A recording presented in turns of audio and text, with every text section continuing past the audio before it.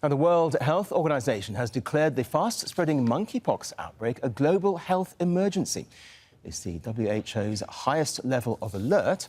It was issued by the UN Health Agency chief despite a deadlock among experts over the decision. Well, Tedros Adhanom Ghebreyesus thinks the risk of the virus is high in Europe and moderate globally. More than 70 nations are now experiencing an outbreak of the virus, which is common in parts of Central and West Africa. We have an outbreak that has spread around the world rapidly through new modes of transmission, about which we understand too little and which meets the criteria in the international health regulations. For all of these reasons, I have decided that the global monkeypox outbreak represents a public health emergency of international concern. Well, Lawrence Gostin is the director of the WHO Centre on Global Health Law.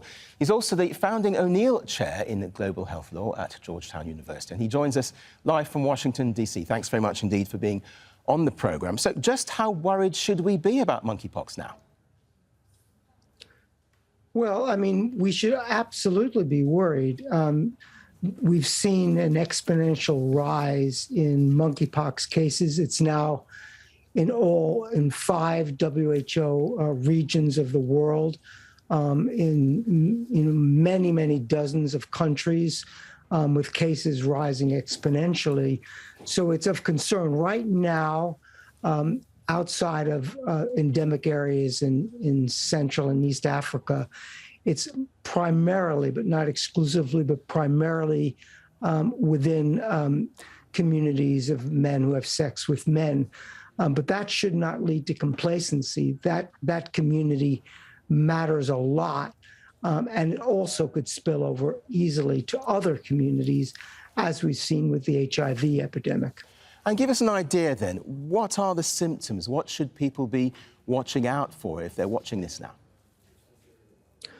Well, there are characteristic monkeypox rashes that they should be looking at, particularly if they're in an elevated risk group, that if they've had intimate sexual relationships or close physical contact with somebody who might be ill. There should be contact tracing, there should be widespread testing, and there should be a strategic deployment of vaccines to really try to nip this in the bud. But the window for containment of monkeypox is rapidly closing, and we fear that this could become endemic in Europe, North America, and other parts of the world over the next months and years. I mean, given what you say then, why do you think it's appearing in regions where it hasn't done so before? Well, that's exactly what Dr. Tedros, the Director General, is pointing out. We've never before had such widespread outbreaks of cases that are not travel related to Africa. Clearly, there are new or different modes of transmission. Clearly, it's gotten a foothold, particularly in Europe and North America, but there's no reason why it should not spread more widely outside of those regions, just as we've seen with other sexually transmitted infections like HIV. We've really got to take this seriously, and I do applaud Dr. Tedros for declaring an emergency. It was politically brave. In fact, it's the first time in history a Director General has declared an emergency without a clear recommendation from the Emergency Committee of the World Health Organization. So he's done a politically courageous thing, and we all need to thank him, because it's better to err on the side of action than inaction. Well, in fact, we understand that he was something of a tiebreaker on the WHO committee to make this declaration. So it was a close call then. It was. You remember it was only a few weeks ago that Dr. Tedros had convened the emergency committee, and they decided, by a significant majority, not to declare an emergency.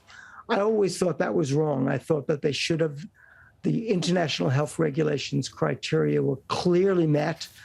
When Tedros reconvened the committee, I think he was sending a signal to the committee that he was really worried. This time it was much closer, although the majority of the committee, a slight majority, voted against the emergency. But Tedros decided, and he was legally entitled to do that, that this was an emergency and declared it such. And I'm really delighted to see the kind of courageous leadership he's shown here. OK, we'll leave it there. Lawrence Gostin, we very much appreciate your time here on Al Jazeera. Thank you. Of course.